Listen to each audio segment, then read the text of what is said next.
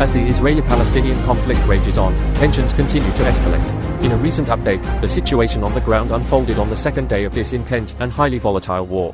Territorial changes were a central theme. Israeli advances along the front line were noted, along with Palestinian attacks aimed at the Tel Aviv suburb of Holon. Disturbing footage depicted Palestinian fighters pushing towards Tel Aviv, a stark reminder of the proximity of this conflict to civilian populations. Israeli counterattacks were swift and effective, with most previously captured areas near Gaza retaken, save for a military base that remained in Palestinian control. The captured equipment was quickly transported back to Gaza, as Palestinian forces sought to adapt and utilize it in the ongoing struggle. The city of Ashkelon became a focal point of contention. Israeli forces worked to encircle Palestinian fighters within the city, while clashes continued to rage on its streets.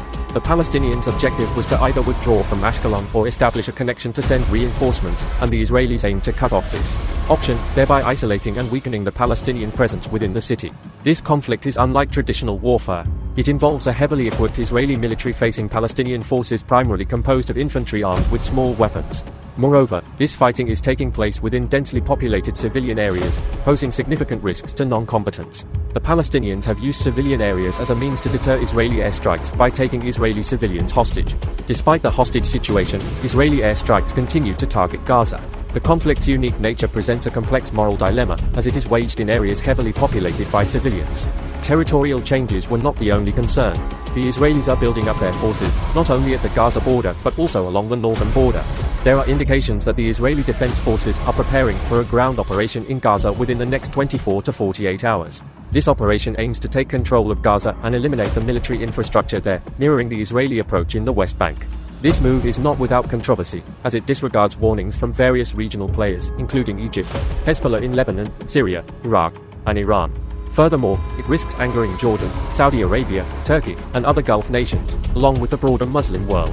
Significantly, Israeli Prime Minister Benjamin Netanyahu's conversations with U.S. President Biden suggest that this action is being coordinated with the United States.